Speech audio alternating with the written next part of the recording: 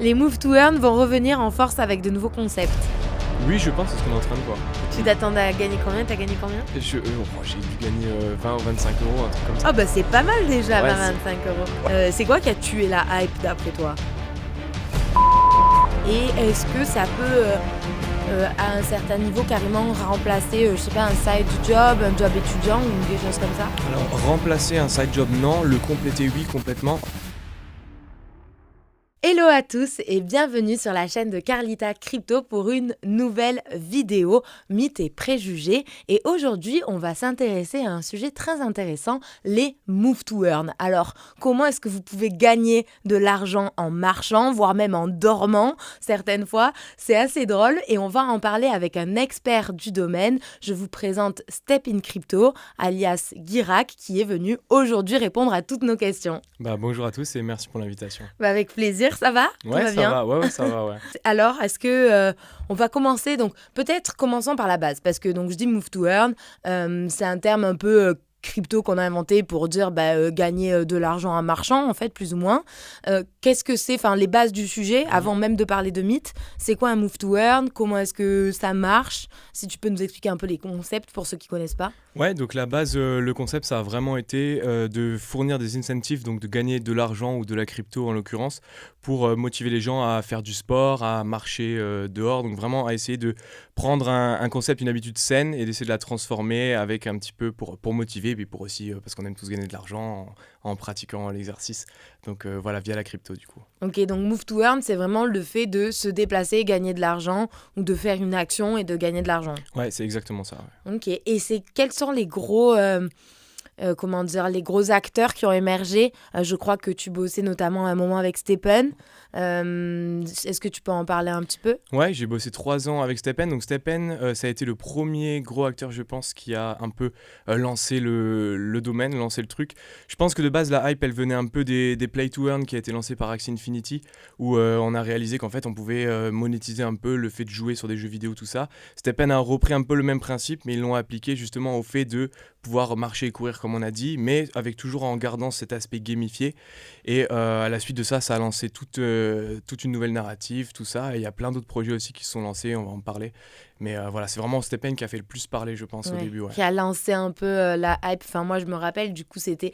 En fait, au final, c'était Stephen, c'était il y a 2 ans. Ouais. C'était au dernier top, plus ou moins, que c'est sorti. Exactement. Ok, et donc, est-ce qu'il y a des différences? Parce que tu vois, moi, j'avais déjà entendu Play to Earn, j'ai entendu Sleep to Earn, Move to Earn. C'est quoi la différence entre toutes ces verticales to earn, quoi? Et en fait, comme il y a eu un marché qui a été pris et qui a relativement bien fonctionné dès le début, en fait, qui est parti assez fort, il y a plein de projets qui ont un petit peu surfé sur la vague et qui ont essayé un petit peu de faire leurs propres principes. Et donc effectivement, on a vu plein de choses arriver. On a vu des sleep to earn, donc en gros pour mesurer la qualité de son sommeil et en même temps gagner un peu de crypto de l'autre côté. On a eu du watch to earn. Il y a eu un projet français aussi qui s'appelle Moonseeker, c'est du engage to earn. Donc en gros, quand tu vas RT, soutenir sur les réseaux, tu gagnes aussi un peu de crypto. Donc voilà, il y a eu plein d'idées comme ça, super intéressantes en vrai, qui sont nées. Ok, marrant.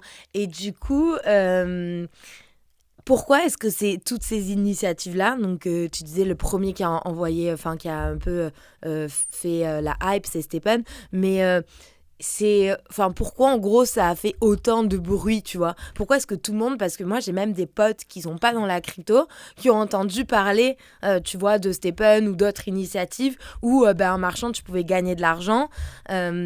Ensuite, on a eu aussi, la dernière tendance, c'est les tap to earn. En tapant sur ton téléphone, tu peux gagner de l'argent. Enfin, Hamster Combat, ils ont des millions d'utilisateurs, par exemple, tu vois.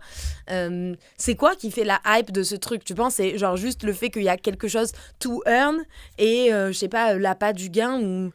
Ouais, je pense qu'il y a un peu de tout ça. C'est sûr que ça intéresse, je pense, beaucoup les gens de pouvoir, si de base déjà tu es sportif et que tu fais du sport, si on te dit tu fais la même chose et tu peux gagner un peu d'argent à côté, forcément déjà ça intéresse. Et puis c'est vrai qu'au début il y a eu tellement de hype et tout le monde s'est dit c'est la nouvelle révolution, c'est le nouveau, c'est l'avenir en fait pour tout. Et en fait les gens se sont précipités sur le marché, ce qui a fait vraiment exploser les prix, exploser les cours. Je pense qu'on va en reparler aussi. Et du coup en fait au tout début c'était presque indécent. On gagnait des fois $100 pour 10 minutes de marche à pied au tout début. Donc il y avait, je pense, principalement l'appât du gain en fait qui était là au début, qui a motivé les gens et qui a fait grand bruit et les gens se sont tous passé le mot et voilà, c'est arrivé en flèche. Ouais. Quoi. Est-ce que toi, tu as déjà fait l'effort de faire quelque chose juste pour le to earn, dans le sens, par exemple, tu faisais pas forcément du sport et tu t'es mis au Move to Earn ou... Alors moi, je faisais quand même déjà du sport de base. Ok. Par contre, c'est vrai que quand tu gagnes de l'argent, quand tu gagnes de la crypto, t'as envie d'en faire plus en fait. Alors après, il faut faire attention parce que bah voilà, il y a aussi tout le cas des blessures, etc. Parce que moi, pour la petite anecdote, au tout début, j'avais une chaussure runner qui est une chaussure de course. C'était les chaussures les moins chères parce que personne voulait trop se fouler, parce qu'il y a aussi des chaussures de marche, tout ça, je rentre pas dans le détail.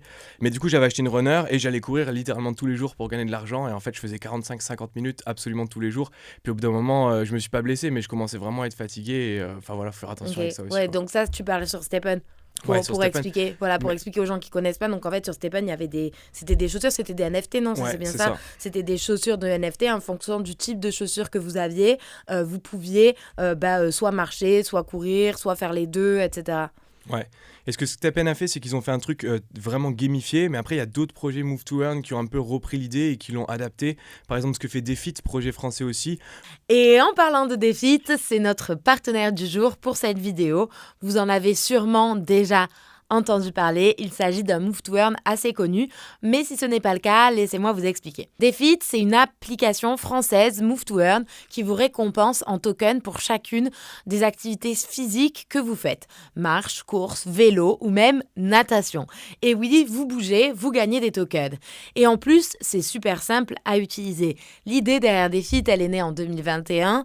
À l'époque, le concept de Move to Earn n'existait même pas encore et Kevin Serrou, le fondateur, qui d'ailleurs aussi, en passant un triathlète avec 16 Ironman à son actif, rien que ça, c'est impressionnant, a eu cette vision au final de connecter le sport et la technologie Web3 pour en fait pour vous encourager à adopter un mode de vie sain.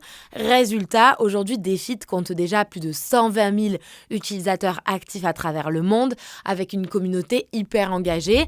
Alors, comment ça fonctionne ? En fait, vous téléchargez l'application, vous créez un compte et vous connectez votre montre ou votre téléphone. Pas besoin d'un matériel particulier. Defit est compatible avec plein d'appareils aussi, comme l'Apple Watch, Garmin, Google Fit, Suunto, etc. Ensuite, vous choisissez votre activité et dès que vous bougez, vous allez gagner des tokens. Selon votre mode de jeu, vous pouvez même booster vos gains. Pour vous donner un peu plus de détails, en fait, Defit offre 3 modes différents de jeu qui peuvent s'adapter à tous les profils d'utilisateurs. Déjà, vous avez un mode débutant. C'est un free-to-play. Vous gagnez quelques tokens en fonction du sport pour chaque minute active entre 20 et 90 minutes d'activité. Donc, ça veut dire que vous n'avez besoin de rien payer pour participer. Vous pouvez directement aller télécharger l'application dans la description. On vous affichera aussi un QR code à l'écran et commencez tout simplement avec 0 €. Ensuite, vous avez le mode champion. Donc là, vous adoptez ce qu'on appelle Baby Fit. En fait, c'est leur collection de NFT Genesis qui a été d'ailleurs sold out en quelques minutes en février dernier. Mais pas de panique, les Baby Fit, vous pourrez en acheter in-app dans les mois qui arrivent en paiement d'ailleurs avec Apple Pay ou Google Pay. Donc, ce sera très pratique. Vous pouvez d'ailleurs même les acheter aussi sur le marché secondaire si vous voulez.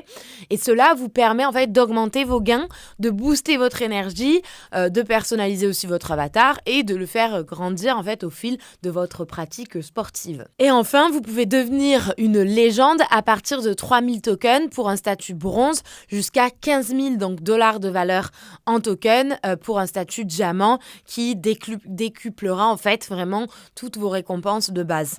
En plus, Defit a pensé à tout. Ils ont mis en place un système anti-triche super solide qui analyse vos données comme la fréquence cardiaque ou la cadence pour s'assurer que les récompenses et les tokens que vous gagnez sont vraiment mérités. Et pour ceux qui aiment la compétition, il y a des challenges, des teams et même des bonus pour les capitaines d'équipe.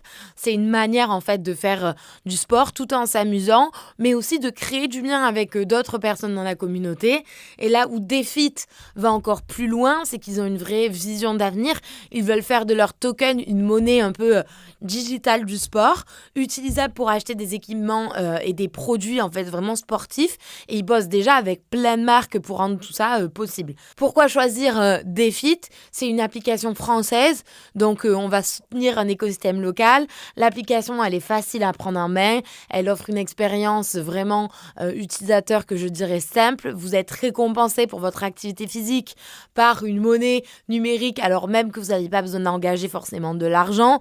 Vous rejoignez une communauté qui partage un peu les mêmes valeurs que vous, qui font souvent des événements. Et puis l'application, elle propose différents modes de jeu et elle s'adapte à tous les niveaux, tous les budgets. D'ailleurs, ils sont en train de lever des fonds avec des gros investisseurs Web3. Mais je peux pas tout vous dire, malheureusement. Je sais pas à quel point j'ai le droit d'en dire. Je sais même pas si j'ai le droit de dire ça. Et là, ils vont arriver sur Solana. Ils vont même lancer en fait la première montre de sport connectée Web3 cette année. Donc pour moi, vraiment, DeFit, c'est l'exemple d'une application qui va mêler à la fois technologie, innovation et à la fois bien-être. Si vous cherchez une raison de bouger plus ou que vous êtes déjà actif, franchement, allez tester l'app, téléchargez l'application, essayez. Et d'ailleurs, dites-moi ce que vous en pensez en commentaire. Et encore merci d'ailleurs à DeFit de soutenir la chaîne de Carlita Crypto. On reprend tout de suite avec notre invité. Eux, c'est beaucoup plus une application de sport, donc c'est vraiment un Strava pour ceux qui connaissent l'application de sport. Donc c'est vraiment juste une app de sport où tu vas lancer pour faire du vélo, de la course à pied et de la natation, principalement à l'heure actuelle, et puis tu vas gagner la crypto. Alors que Stephen, ils ont fait tout un jeu où tu vas gagner des points, tu vas augmenter, tu vas gagner plus, donc il y a tout un jeu imbriqué. Et puis après, il y en a encore plein d'autres. Il y a Moonwall Fitness aussi récemment qui s'est lancé, ce qu'ils font, c'est super intéressant aussi. On va en reparler aussi, je pense. Ok, trop bien. Toi, donc du coup, juste pour revenir peut-être. Et après, promis, j'enchaîne sur les mythes. Mais est-ce que tu peux nous raconter un peu ton parcours parce que moi, à l'entrée de la vidéo, je t'ai présenté un peu comme un expert de ces sujets-là. Je pense que tout le monde ne te connaît pas. Est-ce que tu as travaillé avec ces projets? Comment est-ce que tu t'es renseigné? Ou juste t'es un farmer ou juste t'es un sportif de haut niveau, etc. Non, mais de base, c'est un peu tout ça en fait. De base, moi, j'ai été donc très intéressé par le projet justement à cause de tout ce qu'on a parlé. J'ai commencé à lancer la chaîne YouTube pour faire des vidéos et très rapidement, j'ai demandé à rejoindre la team et j'ai été pris parce que je faisais de la vidéo, donc j'avais déjà un peu une petite audience, de la reconnaissance. Et ensuite, j'ai bossé 3 ans avec Stephen, donc là j'étais vraiment en interne avec la team. J'ai fait plein de choses, je me rendais à des événements crypto, je faisais du BD, je faisais aussi du contenu évidemment pour eux. Et par la suite, je suis pas devenu expert sur l'aspect tokenomics, je suis plus un peu, moi, plus sur l'aspect communauté, tout ça. Mais maintenant, je travaille aussi avec DeFit, je travaille aussi avec Moonwall Fitness, donc j'ai un peu mon domaine d'expertise sur le domaine. Et parce que ça me plaît beaucoup et puis parce que la communauté aime bien aussi. Ok, c'est trop cool. Et du coup, c'est quoi les différents types de missions que tu dois faire pour ces Move to Earn? En gros, ton but, c'est de rassembler une communauté autour de ces produits, de voir comment est-ce qu'on peut les améliorer, de les aider sur du marketing. Ouais, par exemple, ça peut être ça. Ça peut être l'organisation d'événements aussi, lors d'événements crypto. Ça peut être l'organisation d'événements sportifs. Ça peut être du sponsoring sur, je sais pas, par exemple, un marathon, avoir un stand, ce genre de choses. Ça peut être recherche pour des partenaires. Ça, c'est plus sur l'aspect BD, Business Development. Donc ça, c'est plus pour rechercher des partenaires ou ce genre de choses. C'est vachement vaste et varié, ouais. Je fais plein de choses avec eux. Ok, trop cool. Et on passe tout de suite au mythe. On va commencer. Le premier mythe, c'est gagner de l'argent en marchant. Est-ce une utopie? Effectivement, beaucoup de gens pensent que le Move to Earn, en fait, c'est juste un Ponzi, c'est juste une mode assez passagère. Pour essayer de démystifier ça, déjà, est-ce qu'il y a que les premiers utilisateurs de certains Move to Earn qui gagnent vraiment, ou est-ce que et tous les autres perdent à la fin? Est-ce que tu peux nous en dire plus sur ça? Ouais, alors non, il n'y a bien évidemment pas que les premiers utilisateurs qui gagnent. Par contre, c'est vrai que ceux qui sont arrivés généralement early et généralement ont gagné plus que ceux qui sont arrivés ensuite. On parle beaucoup de Ponzi parce que c'est, je pense, très lié à ce qui s'est passé historiquement avec Stephen qui a explosé et puis qui ensuite s'est pas mal effondré parce que les gens sont partis, ils se sont dit ça va pas marcher, ça va pas fonctionner. Moi, je pense pas que ce soit un Ponzi. Je comprends pourquoi les gens disent que ça peut être assimilé à un Ponzi. Et moi, je pense pas parce qu'il y a plusieurs choses. Par exemple, l'aspect tokenomique sur Stephen, ils ont une pool de tokens qui distribuent tous les jours sur leur token de gouvernance parce qu'il y a 2 tokens. Mais on va pas rentrer dans le détail. Mais sur leur token de gouvernance, il y a une pool qui distribue tous les jours. Et finalement, plus il y a de joueurs, plus peut-être ça va augmenter le cours du token parce qu'il va y avoir de la demande. Mais par contre, moins tu vas gagner de tokens puisque plus cette pool de tokens, elle va être distribuée envers les joueurs. Donc plus tu as d'utilisateurs, moins tu vas gagner aussi. Donc tu as quand même comme ça des choses qui sont faites, qui sont un peu, selon moi, anti-Ponzi, c'est pas pyramidal. Et la deuxième chose, c'est que c'est pas un système pyramidal dans le sens où c'est pas uniquement les premiers qui gagnent et les nouveaux payent les gains des premiers. C'est pas ça du tout. Parce que, comment expliquer ? Bah, tu peux très bien, moi par exemple, je peux vendre du token à des gens qui en ont besoin parce qu'il y a plein d'aspects. Enfin, le token, tu peux l'utiliser aussi. Par exemple, ce que fait Defit, je vais prendre l'exemple de Defit. Eux, ils prennent leur token et l'utilité du token, c'est que maintenant, ils font des partenariats avec des marques. Donc, tu peux par exemple utiliser le token pour acheter, je sais pas, des chaussures de sport ou ce genre de choses. Donc, il n'y a pas juste. Des chaussures IRL? Ouais, des chaussures, bien sûr, ils font des Ok. partenariats avec des marques de sport, avec plein de choses, avec des montres connectées. Donc en fait, je pense qu'à partir du moment où tu donnes une vraie utilité au token et qu'il est imbriqué dans un système économique de la vie traditionnelle, et ben, t'es pas juste sur de la spéculation, mais tu es sur une vraie utilité. Et je pense que c'est ça la petite finesse, le truc à trouver finalement. Ok.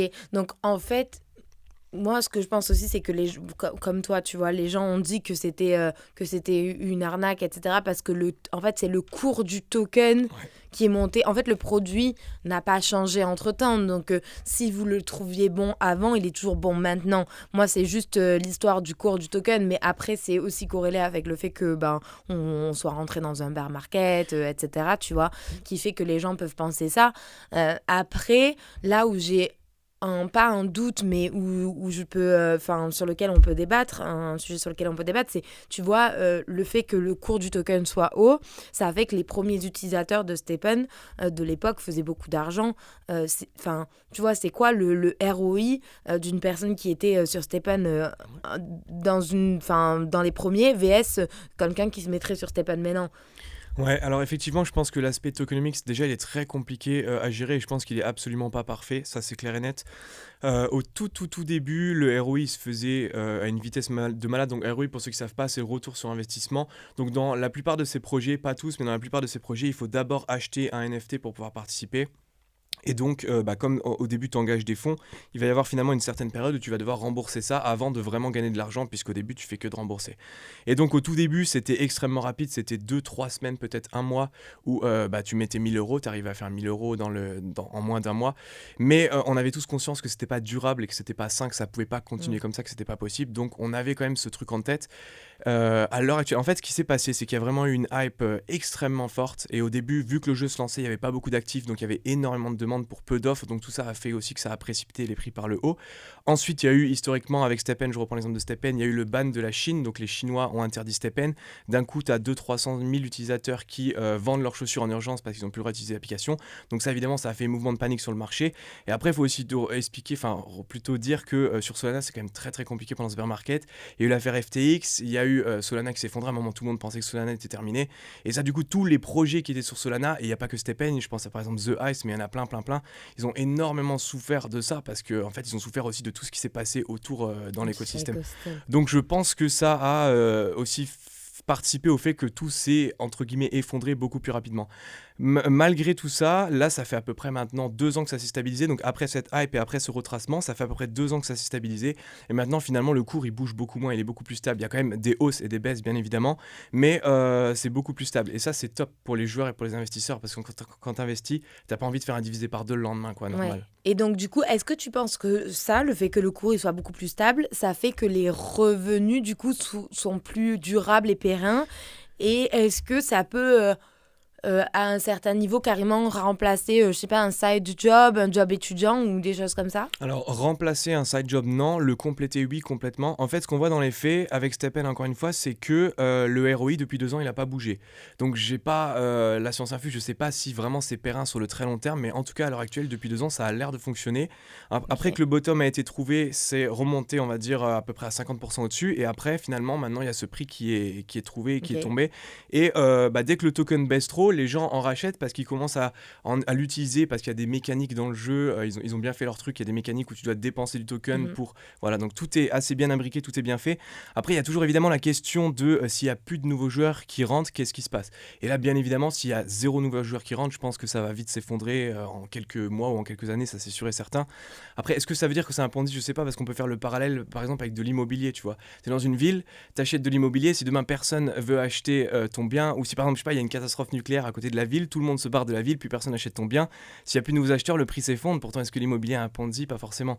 Donc je pense qu'il y a un peu la petite nuance à faire là-dessus. En tout cas, moi, c'est ma vision des choses par rapport à ça. Ok, en vrai, c'est un hyper bon parallèle et un hyper bon exemple. Mais la question que j'ai, c'est, tu vois, l'immobilier, par exemple, pour prendre ce que tu nous as dit, ça a une réelle valeur voilà, c'est pour s'abriter, avoir un toit, dormir, Ouais. etc. Est-ce que là, il y a une réelle valeur, tu vois ce que je veux te dire? Genre, est-ce que... et pourquoi est-ce que, bah, du coup, il y a de la crypto ou des tokens qui sont associés à ça, dans le sens où... moi, enfin, je veux dire, aujourd'hui, il y a des applications de courses qui existent, etc. Ok, elles rémunèrent pas, mais en soi, on pourrait avoir des expériences aussi gamifiées sur des choses qui rémunèrent pas, tu vois. Et quand ça rémunère, bon, c'est peut-être un peu de l'argent magique ou, tu vois, on sait pas trop d'où ça vient. Ouais, bah là, tout est le truc, c'est vraiment, du coup, pour moi, selon moi, c'est vraiment de donner de l'utilité au token parce que c'est ça qui va faire que finalement les gens. Enfin, c'est ça qui va faire qu'il y a une vraie valeur derrière. Donc, tout à l'heure, j'ai donné l'exemple de Defit où eux, ils font ça avec leur token ou aussi tu peux avoir aussi des réductions sur des produits. Donc, tu as cet exemple-là. Ce que fait Stepn, c'est qu'ils ont un token de gouvernance. Le token de gouvernance, ils l'ont inclus dans un écosystème de jeux, un peu comme ce que fait The Sandbox. Et finalement, bah, maintenant, il y a plein de choses. Il y a une marketplace NFT, il y a des jeux, il y a un move to earn. Donc, les gens aussi ont besoin d'acheter le token pour participer à d'autres choses de l'écosystème qui n'ont parfois rien à voir avec le premier projet Stepn, mais il va quand même y avoir toujours, en fait, il faut créer une économie, je pense, secondaire. Je pense que c'est ça le petit truc. Mais c'est quoi, tu vois, en fait, ce que je vois dans la crypto, et ça, pour le coup, expérience personnelle, parce que je travaille en marketing pour des boîtes crypto, je trouve que les boîtes crypto, les projets crypto, ont beaucoup de mal à trouver leur business model, et Ouais. très rares sont les projets crypto qui font de l'argent. En général, les projets crypto, j'ai l'impression qu'ils dépensent de l'argent, ils en donnent, mais ils en génèrent pas, tu vois. Et dans la vie de tous les jours, quand tu montes une boîte, c'est pas possible, tu peux pas aller voir des investisseurs et leur dire oui, alors je vais faire ça va être génial, et comment vous allez gagner de l'argent? Ah bah non, je vais pas en gagner, tu vois. Donc il faut forcément trouver un business model. J'ai l'impression que les boîtes ont du mal à le trouver. Est-ce que... Enfin, c'est quoi le business model de ça, tu vois? Parce que je veux dire, ok, ben moi, super, je vais utiliser, je vais gagner de l'argent, mais comment est-ce que... Je me demande comment est-ce qu'ils génèrent cet argent? Parce que au final, alors oui, tu disais, donc tu l'as expliqué tout à l'heure, il y a pour pas mal de projets, que ce soit Defit ou Stepn en tout cas, des NFT à acheter à l'entrée, et donc je suppose que tu as des royalties qui sont reversées à la plateforme qui a créé les NFT, au projet, mais je pense que ça reste très petit, tu vois, comme rémunération. Est-ce que... Enfin, je sais pas comment est-ce qu'ils créent cet argent-là, quoi, tu vois, c'est ça Ouais, ça c'est une très bonne qui question. m'intrigue. C'est une très bonne question. Ce que fait Stepn, c'est tout basé sur ça, c'est tout basé en gros sur les royalties, c'est que ils ont tout est basé sur le volume en fait. Le volume, ils récupèrent 4%. Avant ils récupéraient 6%, maintenant ils ont reversé 2% de cashback aux utilisateurs. Mais en gros leur business model c'est de récupérer 4% sur les échanges et ça fonctionne. Mais ça fonctionne pourquoi? Parce qu'il y a beaucoup d'utilisateurs et de joueurs qui sont là, donc il y a tous les jours des joueurs qui achètent et qui vendent des NFT et des assets du jeu. Et en plus, ils sont très très forts, ils arrivent bien à gérer leur truc, toujours à relancer des petites hypes, à faire des événements pour Noël. Donc du coup, les gens, ils veulent jouer un peu le truc, parce qu'il y a aussi tout un système de burn pour pas qu'il y ait toujours plus de NFT dans le système. Donc le burn aussi permet de limiter tout ça. Je sais pas s'il y a vraiment une réponse toute faite à ça. Je pense que chaque projet, en fait, essaie de trouver sa propre solution. Mm. Visiblement, Stepn a l'air d'avoir trouvé quelque chose qui fonctionne. Après, encore une fois, on n'a pas forcément accès à tous les chiffres, donc Ouais. parfois c'est difficile de savoir. Voilà, ce que fait Moonhole Fitness, eux, c'est complètement différent. Ils ont une approche complètement différente. On peut en parler, Ouais, peut-être. avec plaisir. Eux, c'est pas du tout comme Stepn ou ce que fait Defit. Eux, c'est tu arrives avec du Solana, du Bonk ou de l'USDC, tu rentres dans des challenges, tu paries, il y a plusieurs challenges, mais tu paries sur un nombre de pas que tu vas faire tous les jours pendant une période donnée.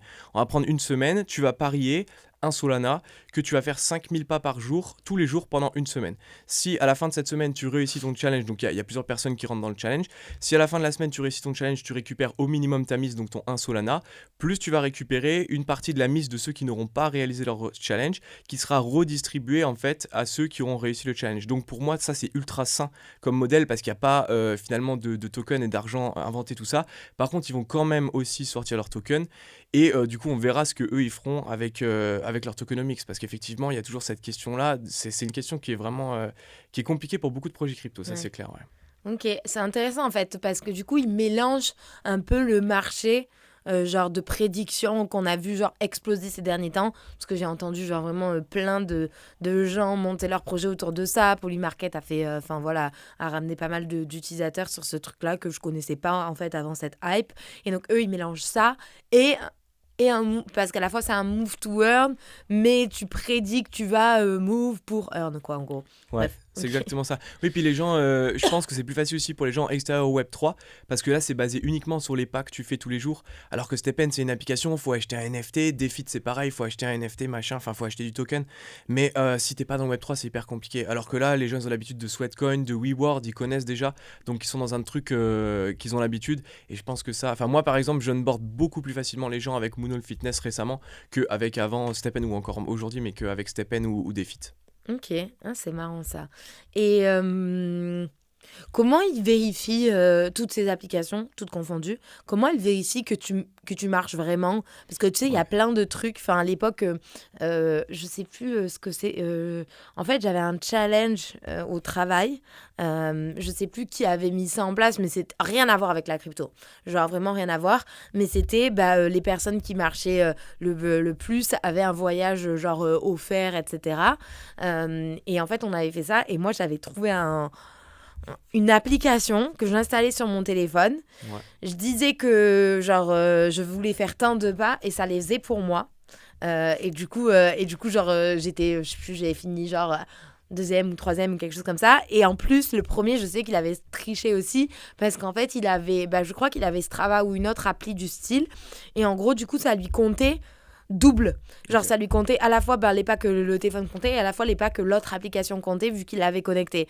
Et du coup, bon, c'est lui qui a gagné, mais comment est-ce qu'il s'assure, enfin, je sais pas si tu connais, mais comment est-ce qu'il s'assure que les gens ils trichent pas, parce que tu peux mettre en place plein de mécanismes. Tu sais, t'as le truc aussi, j'avais vu ça sur des TikTok où genre tu mets ton téléphone sur une balance et ça fait comme ça. Je sais pas, je vous mettrai une vidéo si je la trouve, mais ça fait comme ça et ça fait en gros ça imite comme si tu marchais, quoi.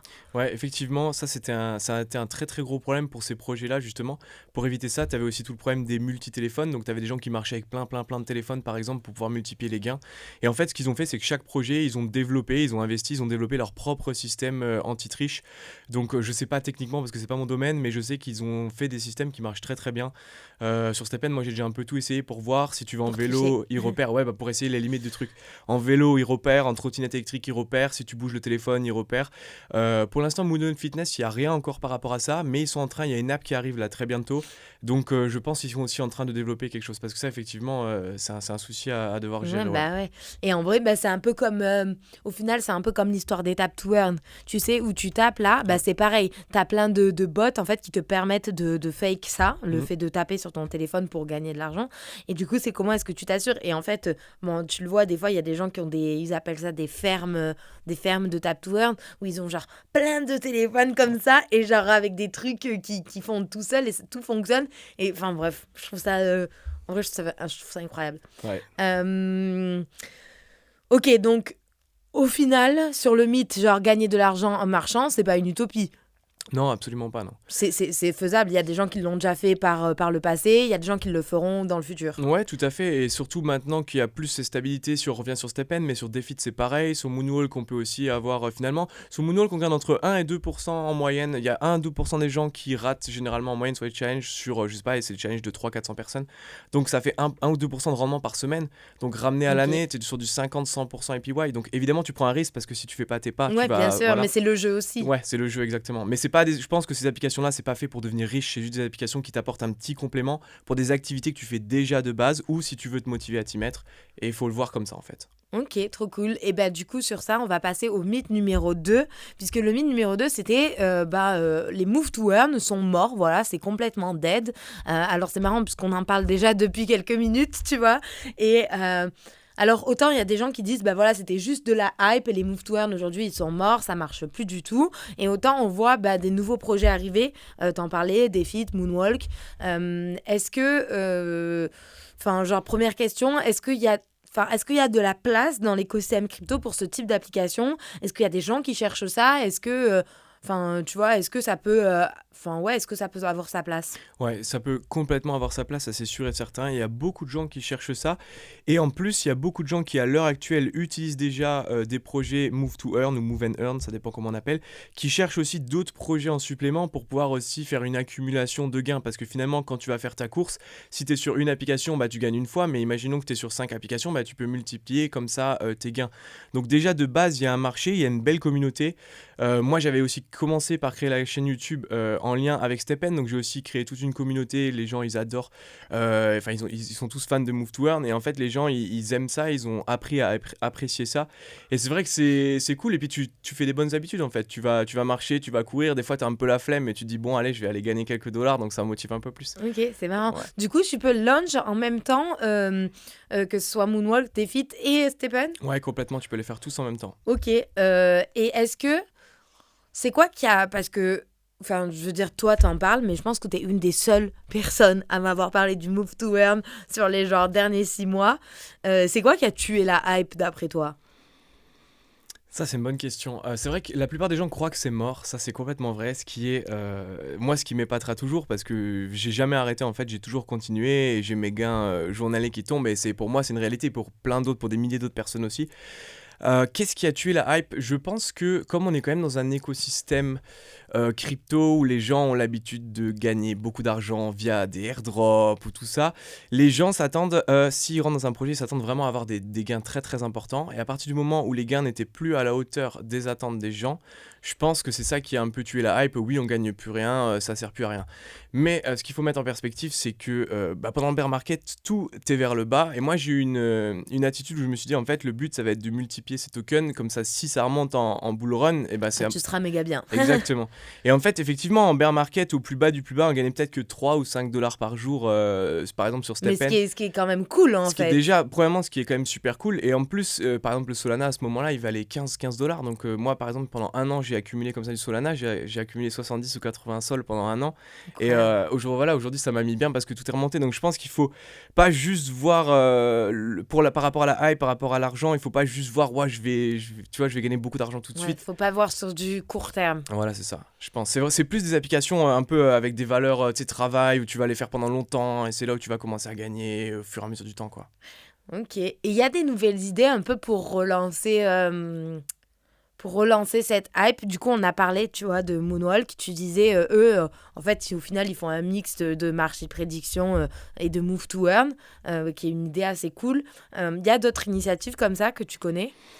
Il y a une initiative, il y a un projet français qui s'appelle The Life Bomb qui lance aussi une initiative qui est assez calquée sur Stephen aussi, beaucoup gamifiée avec des petites abeilles, tout ça. Ok. Je connais pas trop non plus tout ce qui se fait à l'heure actuelle, mais j'ai entendu parler de pas mal de choses, des projets qui se lancent, donc j'en sais pas beaucoup plus, mais je sais qu'il y a des projets qui se lancent. Ok. C'est quoi pour toi les big challenges de ces projets-là, de Move to Earn qui veulent se lancer? Le Big Challenge, c'est le même que pour tout le monde dans l'écosystème, je pense, c'est vraiment l'onboarding, de simplifier l'onboarding, parce qu'à l'heure actuelle, c'est trop compliqué, si tu dois faire un wallet, créer tes 12 mots, Ok. ça parle pas aux gens qui sont pas dans la crypto, c'est ça le plus gros challenge, en vrai, pour avoir Ok. des utilisateurs, ouais. Ah ouais, c'est marrant parce que tu vois, je pense que si tu m'avais posé la question, j'aurais dit que le plus gros challenge, ce serait de trouver un business model fiable pour eux. Tu vois, pour moi, aujourd'hui, même si je pense que ça reste un des gros défis d'avoir un bel onboarding et que c'est aussi, enfin, je veux dire, c'est ce qui peut faire que ça va marcher ou pas, je pense qu'on a les outils actuellement pour résoudre ça, tu vois. Ouais. Enfin, avec tout ce qui est account abstraction, MPC pour les wallets, donc tout ça, ce sont des technologies et des outils qui permettent en fait de cacher l'aspect blockchain pour rendre ça plus user-friendly et que les gens qui sont même pas forcément crypto-natifs puissent utiliser une application hyper simplement. Et je pensais pas que tu aurais dit genre l'onboarding, du coup. Moi, j'aurais plus vu genre business model dans le sens où comment est-ce que, enfin, tu vois, pour le coup, enfin, je connais pas du tout, hein, j'apprends ici Moonwalk, mais pour moi, leur business model me paraît plus viable que juste un business model où tu récupères un pourcentage de la vente de tes NFT. Ouais, le truc c'est que, enfin, c'est plus viable sur le long terme, mais le truc c'est qu'à l'heure actuelle, Moonwalk il gagne pas d'argent, parce que du coup, l'argent Parce c'est qu'ils redistribuent exactement, trop. c'est les utilisateurs qui se le redistribuent entre Ok. eux. Donc le business model va arriver, et je connais pas encore, enfin j'ai eu des échos, mais je sais pas ce que je peux dire, mais Ok. voilà. Donc du coup, Bon, on suivra ça de près. ouais, mais c'est vrai que l'aspect business model peut poser problème aussi à certains projets. En fait, ça dépend si les projets de base, ils ont déjà une communauté qui est grosse et qu'ils ont des utilisateurs. Mais c'est vrai que si tu te lances de zéro et que t'as pas d'utilisateurs, c'est là peut-être où c'est compliqué, ouais. Après, s'ils partent dans ça, ils pourraient prendre des frais, tu vois. Genre se dire, ben voilà, tous ceux qui perdent leur pari, nous, on récupère, je sais pas, tant de pourcents et on redistribue aux gens qui gagnent leur pari tant de pourcents. Et je pense que tu pourrais... Et en plus, Je pense que tu peux enrichir ce truc-là. Alors peut-être qu'on part trop sur du marché de prédiction et donc du coup que c'est pas leur volonté. J'en sais rien, je les connais absolument pas. Mais tu vois, tu pourrais dire un truc du style, par exemple toi, moi je parie, moi je fais pas trop de sport, pour être honnête. Mais moi, je peux parier que toi, tu vas faire 5000 pas par jour. Et si je gagne mon pari, je gagne et je partage avec toi, ou tu vois. En vrai, je pense qu'il y aurait Ouais. un modèle à faire sur ce truc-là. Ouais, et ça pourrait intéresser une audience qui justement de base n'est pas forcément est plus sédentaire ou n'a pas forcément trop envie de faire du sport. Ouais, on n'a pas le temps, pas Ouais. le. Enfin, tu vois, Mm. pas forcément l'envie, ni le temps, ni les. Je sais pas, par exemple, quelqu'un qui a pas de vélo, tu vois, mais qui voudrait parier sur quelqu'un qui fait du vélo, j'en sais rien. Et puis, ça pourrait faire un espèce de revenu sharing aussi, je suppose, pour les gens qui, veulent. Garder ce truc en mode être en bonne forme, etc. Et les gens qui juste, il y en a qui ont juste de l'argent, tu vois, et ils veulent parier sur ce truc-là, mais ils n'ont pas forcément envie de faire du sport. Ouais, mais Bref. complètement. Non, mais je pense qu'il y a beaucoup de choses à faire. Ouais. Ok. On va faire une pause, c'était pas prévu, mais en gros, je t'explique. J'ai mis ma famille dans les cryptos depuis pas mal de temps. Enfin, en fait, depuis que je suis rentrée dans les cryptos, j'ai commencé à leur parler de ça, puis j'ai commencé à monter la chaîne YouTube, ils m'ont pas mal suivi et tout. Et du coup, j'ai un groupe, comme tous les groupes, qui s'appelle Crypto Family. Et donc, chaque fois que je fais genre un mythe et préjugés, je leur dis le sujet et je leur demande est-ce que vous avez des questions pour cette personne-là. Et donc là, j'ai une question pour toi, donc je vais te la faire écouter. Et je vais la. Comment dire, je la résumerai après parce qu'elle est très longue, le vocal il dure 100 ans. Juste pour vous résumer la question, donc la personne demande, donc elle explique qu'aux États-Unis, il y a un modèle où les mutuelles et les assurances vont en fait challenger leurs adhérents par rapport au nombre de pas et à leur santé physique et en fonction appliquer des gammes tarifaires qui sont différentes. Et donc on se pose la personne pose la question de est-ce que on peut rattacher ça à un modèle Move to Earn et à la blockchain. Ça, c'est ultra, ultra intéressant comme question. J'avais déjà eu aussi des échos au Canada, peut-être que c'est à ça qui fait référence, où ils avaient fait un test justement aussi dans une ville où ils avaient fait ça. Pour la petite anecdote, on a fait, je vais répondre en même temps, on a fait avec une kiné, on a fait des tests justement où elle était kiné, donc elle avait des patients, et elle a fait des tests justement pour implémenter Stephen, Defit et autres, pour voir et pour mesurer, elle a fait toute une étude scientifique, pour voir et mesurer justement les résultats, si vraiment si c'était efficace ou non, et du coup elle a eu des résultats qui étaient assez exceptionnels, l'étude n'est pas encore publiée, mais elle le sera. Et en fait, c'était un truc de fou à quel point les gens ils notaient en moyenne en gros 9 sur 10 que ça les avait motivés. Et elle avait vu des résultats qui avant rien ne les motivait. Et en fait, elle avait vu que ça fonctionnait. Donc à la suite de ça, elle avait fait un dossier pour essayer de faire une demande avec je sais plus quel organisme elle travaillait. Elle avait fait une demande justement pour pouvoir implanter les Move to Earn dans son centre pour pouvoir les utiliser thérapeutiquement.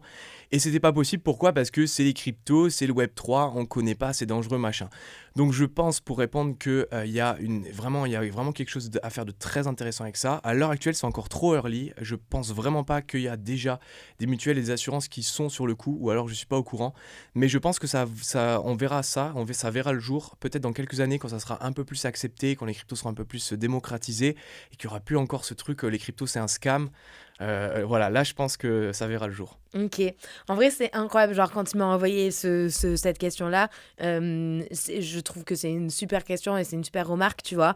Et moi-même, ça m'a reposé je me suis remis en question, tu vois, sur le fait de le business model, on disait tout à l'heure qu'on avait du mal à trouver comment est-ce que des Move to Earn allaient pouvoir gagner de l'argent. Mais tu vois, ça pourrait grave être un truc en mode, si demain Defit, Moonwalk, Stephen ou des gens comme ça, ils vont faire des partenariats avec des assurances ou des mutuelles par exemple, je sais que quand on fait un gros prêt, qu'on achète une grosse maison, on est obligé d'être en bonne santé, on passe des prises de sang, etc.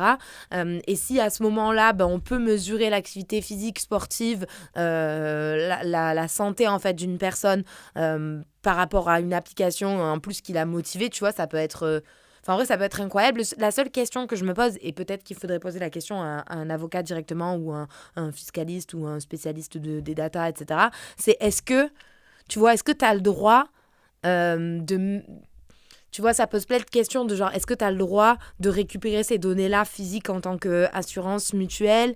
Est-ce que tu as le droit, enfin, je veux dire, aujourd'hui, qu'est-ce qui me dit que, tu vois, par exemple, si je demande à Defit ou à Moonwalk ou à Stephen tous les pas des utilisateurs, eux, ils vont me donner une liste, mais ça, c'est centralisé pour moi, tu vois, c'est pas sur la blockchain. Donc, qu'est-ce qui me dit que ça, c'est vrai? Est-ce que, enfin, tu vois, genre, il y a plein de... En vrai, j'ai genre grave réfléchi, genre, j'étais là en mode de limite, je vais faire le projet. Bon, enfin, bref, si vous cherchez une idée de projet, n'hésitez pas à creuser ce sujet-là, parce que, en vrai, je suis persuadée comme toi que dans les mois, années à venir, ça va... Enfin, ça va pop, ça va émerger, c'est sûr, tu vois. Là, on le voit un peu aux États-Unis. Après, ce que je me dis, c'est à quoi servirait la blockchain ici? Typiquement, à la transparence, tu vois, pour être sûr que les gens ont bien fait leur pas, etc. Et que les mutuelles assurances ne mentent pas non plus quand elles disent qu'elles donnent une prime ou des choses comme ça, bah, elles les donnent vraiment. Et donc là, il y aurait tout un modèle de redistribution aussi de la valeur créée, quoi. En mode, vous restez en bonne santé, vous payez bien votre crédit, ben voilà, du coup, on vous reverse une partie de l'argent ou je sais pas. Enfin, en vrai, à voir. Mais, Ouais, absolument, non, mais il y a des choses à faire de ce côté-là, c'est sûr. Ouais. tu serais pas chaud, toi, monter un projet sur ces, Non, sur ces sujets? franchement, why not? Mais là, je suis sur déjà pas mal de trucs, donc... Tu m'étonnes. Ok, bon, bah trop cool. On passe au mythe numéro 3. En vrai, tous les mythes se ressemblent un peu, tu vois, parce que c'est un sujet assez niche qu'on a choisi. Le mythe numéro 3, c'est juste du marketing, le move to earn, et c'est pas une vraie innovation au final. En fait, les projets attirent souvent des utilisateurs pour leur côté un peu cool, mais beaucoup disent que ça manque d'une vraie utilité. Tu viens typiquement de démontrer le contraire en parlant de cette étude avec la kiné que tu connais. Est-ce que... Enfin, je vais pas poser cette question comme ça, mais est-ce que la blockchain, elle est vraiment nécessaire à ces projets-là? Tu vois, est-ce qu'on peut pas faire tout, mais sans blockchain? Ouais, ça c'est une question qui peut qui peut se poser d'ailleurs pour énormément de projets. Je pense, à mon avis, c'est oui et non comme réponse. Je pense qu'on pourrait faire sans, mais la blockchain apporte quand même des certitudes. Notamment, tu vois, par exemple, tu donnais l'exemple des datas pour vérifier la véracité des datas, tout ça. Je pense qu'il y a quand même des utilités. Après, que ce soit Defit ou Stephen, le jeu en lui-même est off-chain, tu vois. Donc, Ok. tu as un wallet qui est connecté au jeu, mais par contre, le jeu tourne off-chain. Parce que si tu dois tout faire tourner sur la blockchain, c'est super compliqué, c'est coûteux, puis ça rame, etc., etc. Enfin, ça rame. S'il y a beaucoup trop d'utilisateurs d'un coup, ça peut faire ramer. Donc, ouais, je sais pas répondre vraiment avec précision avec Mais ça. du coup, parce que tu vois, au final, il y a Enfin, je veux dire, sur Stephen, qu'est-ce qui est on-chain au final? Les NFT de basket avec lesquels tu cours C'est ça. et les récompenses qui sont les tokens qui sont on-chain. Au final, ça pourrait être off-chain. Oui, ça pourrait être off-chain, Enfin, mais je veux dire, alors, tu posséderais plus le NFT dans le sens où tu pourrais peut-être... Enfin, ce serait du game... Enfin, ça, c'est comme les problématiques gaming de League of Legends ou les trucs comme ça. Quand tu as des assets, tu peux pas les revendre, tu es obligé de revendre soit le compte en entier, etc. Donc, en vrai, il y aurait ce truc-là. Mais sinon, je vois pas... Enfin, je me suis vraiment posé la question, mais pour moi, il y a... Je suis d'accord que c'est pas tout... Faut pas tout mettre on-chain. Comme tu dis, il y a des trucs qui n'ont pas la nécessité d'être on-chain. Par contre... je me pose des questions sur à quel point la blockchain apporte une vraie utilité dans ce use case. ouais, non mais je pense qu'on a à peu près tout dit sur les cas d'utilité. Je pense qu'il n'y en a pas forcément beaucoup plus. Mais si tout est off-chain, c'est encore plus centralisé parce que c'est le jeu qui a accès à absolument tout. Alors qu'à la base, là, c'est tes assets qui sont sur ton wallet. Donc si Stephen ferme ou si Stephen fait faillite, normalement, t'es censé, ou les autres, t'es censé pouvoir récupérer. Enfin, c'est pas t'es censé, c'est tu peux récupérer tes assets. Donc il y a... Ouais, je pense pas que ce soit nécessaire à 100%, mais ça apporte des choses en plus qui peuvent être intéressantes pour le user. Ok. Et au niveau marketing aussi, est-ce que, parce que tu vois, nous deux, j'appelle ça crypto-natif, mais dans le sens où on est assez impliqués dans l'écosystème crypto Web3. Moi, tous mes potes d'enfance, de lycée, etc., ils sont pas du tout dans la crypto. Par contre, ils avaient entendu parler de Sweetcoin. Il y en a pas mal qui ont joué. Tu connais ce projet? Tu peux nous en dire deux mots Ouais, bah c'est un projet, c'est ce que j'en ai parlé vite fait tout à l'heure, c'est vraiment juste basé sur les pas. Donc en fait, tu as ton téléphone dans la poche qui tourne comme WeWord, c'est exactement le même principe. Et en fonction des pas que tu fais dans la journée, tu vas gagner un tout petit petit peu de crypto. Par contre, ça va être quelques centimes, genre 1 ou 2 centimes, je sais pas exactement, mais 2-3 centimes par jour, quoi. C'est pas les mêmes gains que là, quand tu vas acheter un NFT, là, tu peux gagner quand même bien plus. Donc c'est plus ça, c'est vraiment 100% passif, Ok, t'as parce rien que à c'est faire. du free, on dit free pour ceux qui savent pas, on dit free to play dans le sens où vous n'avez pas acheté un NFT, donc vous n'avez pas à mettre un investissement de départ. C'est ça. Mais par contre, pour les gens qui sont sur les Move to Earn, généralement, ils les ont tous aussi en même temps. Parce que, comme de toute façon, tu fais les pas, autant Dans les tous les utiliser, cas, quoi. ok. Ouais. Mais Sweatcoin, du coup, c'est un projet Web3, mais ils ont plusieurs millions d'utilisateurs. Donc, eux, ils ont très, très bien réussi l'onboarding, étant donné qu'il y a. Ils ont fait un très bon marketing, Voilà. Sweatcoin. Ouais, et puis c'est beaucoup plus facile parce que tu as juste à télécharger une application, tu sais pas forcément qu'il y a un wallet crypto, donc il y a toutes ces barrières-là qui s'en vont, quoi. Ok, et donc du coup, ils ont sorti un token. Ouais, ils ont sorti un token, un wallet aussi, c'est sur NIR. Et eux, l'idée aussi, c'est pareil que Defit. C'est vraiment que leur token, il est utilisé pour acheter des produits de la vie de tous les jours ou d'avoir des réductions pour des offres ou ce genre de choses. Ok, Ouais. des produits en relation, je suppose, avec tout ce qui est sport, bien-être, santé. Eux, ils font vraiment tout, mais oui, aussi ça, bien évidemment. Ouais. Ok, ah ouais, tous les produits, tu peux acheter avec leur token. Ils font même des billets de concert, ils font même des loteries où tu peux engager du token et il y a un tirage au sort, il n'y a que certains qui vont gagner. Ils font vraiment plein de choses. Ouais. Ok, bah tu vois, pour moi aussi, c'est ces projets-là qui rendent un peu le truc scam dans le sens où ils ont pas. Enfin, comme ils déversent que quelques centimes, Ouais. au final, t'as beaucoup de gens qui essayent d'utiliser ça et en fait, ils arriveront même pas à 1 euro, tu vois. Ouais, mais d'un autre côté, c'est complètement gratuit à utiliser, mais Oui. ça décrédibilise un peu. Oui, je vois ce que tu veux dire. Ouais. Tu vois, d'un autre côté, tu te dis, enfin. Est-ce que ça vaut vraiment le coup? Ouais. C'est comme ceux qui ont farmé du hamster combat.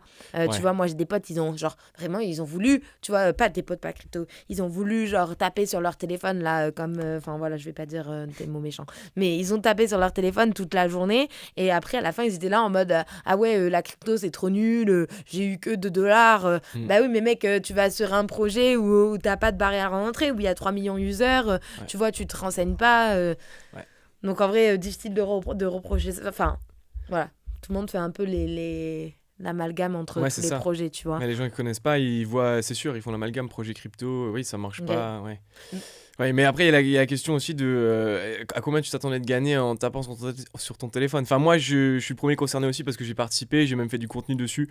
Ok. Je pensais que ça donnerait quelque chose d'un peu mieux quand même. Ok. Tu t'attendais à gagner combien? T'as gagné combien? J'ai dû gagner 20 ou 25 euros, un truc comme ça. Ah bah c'est pas mal déjà, Ouais, 25 euros. Ouais, c'est pas mal, mais pour des mois Oui, d'utilisation. pour bon, des mois d'utilisation, ouais. c'est... Mais les gens étaient globalement très déçus, ça c'est sûr.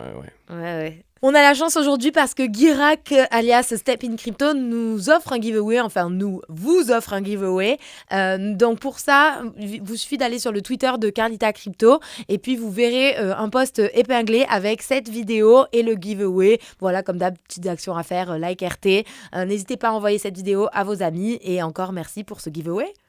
De rien. Ok, du coup, on va passer au mythe numéro 4. Alors, jusqu'à présent, c'était le mythe numéro 4, mais depuis quelques vidéos, je l'ai transformé en espèce de vrai ou faux à la manière de Hugo Décrypte. Je sais pas si tu connais, mais c'est assez cool parce que ça permet aux gens de savoir le vrai du faux. Moi, je vais te poser genre plein de questions et toi, tu dois répondre vrai ou faux. Tu peux donner, si tu veux, une petite explication, mais le but, c'est que ça aille vite et que c'est le premier truc qui te vienne à l'esprit que tu sortes. Ok, let's go. T'es prêt? Ouais. Ok. Les move to earn permettent réellement de devenir riche. Non. Les premiers arrivés gagnent toujours plus. Oui. Ces projets sont des Ponzi déguisés. Non. Marcher pour gagner des tokens, c'est plus rentable que miner des cryptos. Ça, je ne sais pas, parce que je mine pas, mais je sais pas. Moi, pense j'aurais pas. dit non. Non, ouais, je pense pas. Les move to earn vont revenir en force avec de nouveaux concepts. Oui, je pense, c'est ce qu'on est en train de voir. Sleep to earn est une meilleure idée que move to earn. Non, mais ça se complète bien. Il est impossible de rentabiliser un NFT Stephen aujourd'hui. Ah bah non, c'est complètement possible. Ces projets reposent trop sur l'engouement initial et s'effondrent ensuite. Non, il y a une chute ensuite, mais il s'effondre pas complètement. Les utilisateurs actifs ne font pas vraiment de bénéfices, ils couvrent juste leurs coûts. Non, complètement faux. Le move to earn peut s'étendre à d'autres domaines comme les transports ou le sport de compétition. Absolument. Dans les faits, je connais pas encore de projets qui font ça, mais ça serait tout à fait possible. La blockchain est essentielle au modèle move to earn. Essentiel, non. Les move to earn ne fonctionnent que dans les pays développés. Non. D'ailleurs, les pays sous-développés sont ceux qui ont connu le plus d'engouement. Ok, avec le plus d'utilisateurs Ouais. aussi. Philippines, Chine. Bon, Chine, c'est quand même développé. Mais ça m'étonne pas vraiment parce qu'il y a pas mal de projets comme ça, tu vois, même The Sandbox, etc. Des projets un peu gaming, crypto, qui marchent, ou Axie Infinity, qui marchent beaucoup dans les pays qui sont en voie de développement. Ouais. Les projets comme Stephen ne sont pas adaptés au marché baissier. Non, absolument pas. Ils sont même très adaptés, je dirais. Le concept de Move to Earn est en avant un outil marketing. Le concept de Move to Earn Ouais. est En avant, enfin en premier, un produit marketing. Un outil marketing. Non. Après, oui et non, quoi. Ça dépend. Ah, c'est marrant, t'hésites quand Ouais, même. Hein. Ouais, j'hésite quand même. Ouais. On peut facilement récupérer sa mise initiale en quelques semaines. Non, en quelques semaines, non. Ces applications permettent réellement de promouvoir un mode de vie sain. Ça, oui. Et j'ai plein d'exemples à donner de témoignages de personnes. Ok. Les Move to Earn vont remplacer les applications classiques de fitness. Non. Remplacer, non. Mais ils peuvent Compléter peut-être. compléter ou même peut-être des applications de fitness qui vont se transformer un jour, je sais pas. Qui vont intégrer la Ouais. blockchain ou les Move to Earn, ce serait marrant. Les tokens générés par ces applications ont une réelle utilité. Ça dépend des applications. Il y en a juste dans le jeu en lui-même, il y en a en dehors, ça dépend ce que chaque projet fait. Donc, Ça dépend ce que c'est une utilité pour les gens aussi, je aussi. pense. Ouais. Investir dans ces projets reste une bonne idée aujourd'hui. Oui. Les NFT liés au Move to Earn sont trop chers pour le grand public. Ouais, si, oui. Il est impossible de tricher sur ces applications grâce à la blockchain. C'est possible, mais c'est compliqué. De tricher en termes Ok. de robots, tu voulais dire? Ouais, de pas. Ouais, c'est possible parce qu'il y en a toujours qui trouvent des failles, mais c'est très compliqué. Ok. Les Move to Earn sont plus inclusifs que d'autres projets Web3. Oui. Le modèle économique des Move to Earn est durable. Il est durable, mais il n'est pas parfait. Les Move to Earn ont prouvé qu'ils pouvaient fidéliser leurs utilisateurs sur le long terme. Ah, ça oui. La technologie est plus importante que l'expérience utilisateur dans ces projets. Non. Le futur des Move to Earn dépendra de la tokenisation de la santé. Non, mais ça aura un impact dessus. Les Move to Earn pourraient être adoptés par des entreprises pour encourager leurs employés à bouger. Oui, complètement. Les Move to Earn sont dépassés, place au Sleep to Earn. Non. Les développeurs de ces projets sont trop déconnectés des besoins des utilisateurs. Ça a été reproché à certains projets. Stephen, ça leur a été beaucoup reproché. Moi, je dirais non pour avoir travaillé en interne avec eux. Ok. Les Move to Earn sont une tendance qui va disparaître d'ici 5 ans. Non. La gamification est essentielle pour que ces projets fonctionnent. Pas essentiel, ça va dépendre le marché. Ça va dépendre si tu veux sur un marché plus de geek crypto ou si tu veux sur un marché plus vraiment axé sport comme ce que fait Defit. Ok.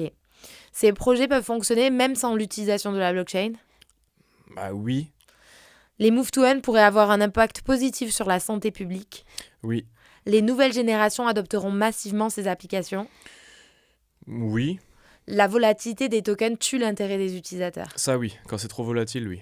Ah, c'est d'accord. Ouais. Trop cool. Bah, merci. Avant de finir cette vidéo, j'aimerais déjà, pour ceux qui veulent se lancer, est-ce que tu as des conseils? Combien ça coûte aujourd'hui de se lancer, que ce soit sur Stephen, Defit, Moonwalk? Où est-ce qu'il faut aller? C'est quoi que tu conseilles, toi, de faire? Ouais, alors chaque projet effectivement a ses petites particularités. Moi déjà sur la chaîne, je parle de ces projets, donc j'ai déjà les vidéos correspondantes avec des petites stratégies et tout. On mettra ta chaîne en description, donc n'hésitez pas à aller checker. Merci. Et donc voilà, à l'heure actuelle, je peux donner par exemple les budgets pour chaque application, on va avec dire. plaisir. Stephen, pour avoir une rentabilité qui est correcte, il y a un minimum, enfin toutes les applications, il y a un peu un minimum, mais on va dire 300-400$ aujourd'hui pour avoir un ROI à peu près en 1 an. Donc ça, pareil, on l'a dit, le ROI, non, il n'a pas bougé depuis 2 ans en vrai. Donc à peu près, il faut compter 1 an de ROI sur Stephen. Et après, finalement, c'est que du gain. Donc 300-400$ pour débuter. Malheureusement, en dessous, c'est compliqué. Ça va mettre ça. C'est possible, mais le ROI va être de 2-3 ans, voire 4 ans. Donc ça va être très très long. Après, pour ceux qui ont une vision long terme ou ceux qui veulent essayer, en vrai, why not? Il y en a plein qui essayent avec 20$ au début. Ok, donc ce que tu conseilles aux gens, c'est soit vous allez sur Stephen, vous mettez bien 300-400€ et vous restez au minimum 1 an pour pouvoir rentabiliser et revenir à zéro plus ou moins sur l'investissement. Et après, c'est que du gain. Soit vous voulez le faire vraiment juste pour tester. Dans ces cas-là, vous pouvez mettre moins d'argent, mais ce ne sera pas rentable. Exactement. Okay. Et Stephen, on peut un peu tester de manière gratuite, mais on ne va pas gagner de token. Là où sur Defit, on peut complètement tester gratuitement et on va gagner du token. Donc bien évidemment, on ne va pas gagner des milliers et des cents.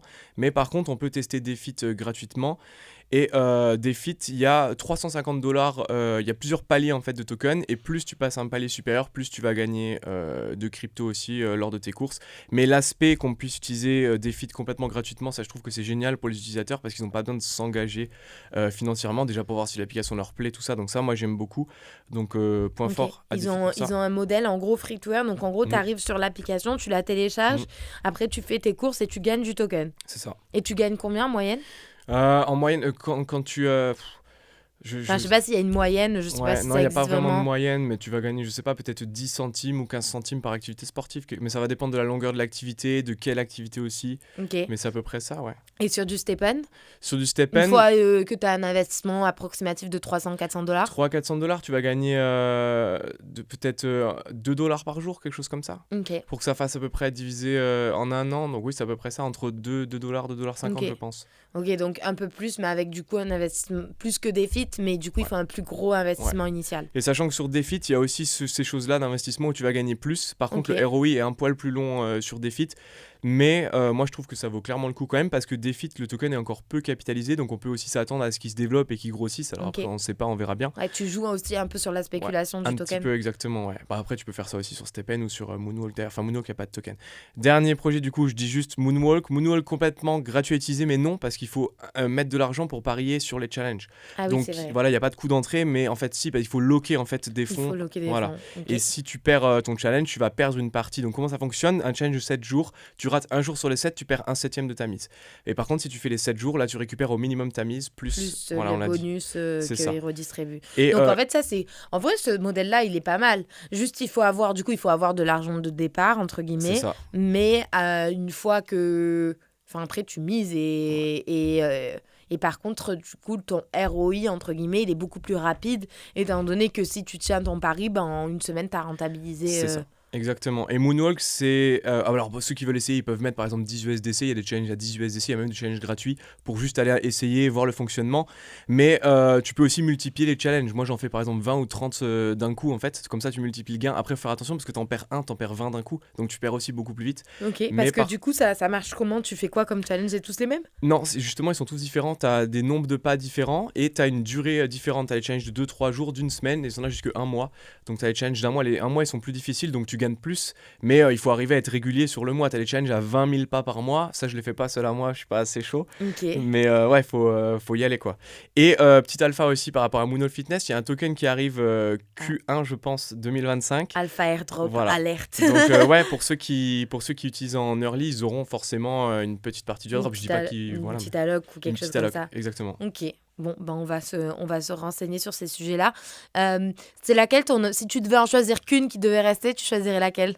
Ben, j'ai envie de dire comme ça Stephen parce que c'est mon application coup de cœur que j'ai commencé depuis le début. Mais à l'heure actuelle, je kiffe beaucoup plus quand même Moonwalk Fitness. Je me prends vraiment au jeu de ces paris, voilà. Ok, bon bah trop cool. Bah écoute, merci en tout cas d'être venu nous parler de Move to Earn et de comment gagner de l'argent en marchant. Je suppose que vous l'avez compris, vous n'allez pas devenir riche en marchant, mais ça permet toujours de faire un peu d'argent et puis d'entretenir sa santé. Je suis vraiment mal positionnée pour parler étant donné que je fais très peu de sport, mais en tout cas je vous recommande de tester toutes ces applications. Merci du coup à Guirac d'être venu sur ce podcast de Mythes et Préjugés pour parler des Move to Earn et vous expliquer que vous allez pas devenir riche en marchant tous les jours. Par contre, si vous voulez devenir riche peut-être en crypto, vous pouvez toujours suivre sa chaîne qu'on mettra en description. Il fait pas mal de vidéos à la fois sur tout ce qui est Move to Earn, mais surtout aussi sur tout l'écosystème Solana, c'est bien ça? C'est ça, rendement passif, rendement crypto, DeFi, j'aime beaucoup tout ça, ouais. Ok, airdrop, etc. aussi un petit peu? Oui, airdrop aussi, ouais. Ok, bon voilà. Donc n'hésitez pas à aller suivre sa chaîne. En tout cas, merci d'être venu, c'était un plaisir de t'avoir et on se dit à bientôt. À bientôt, merci à toi.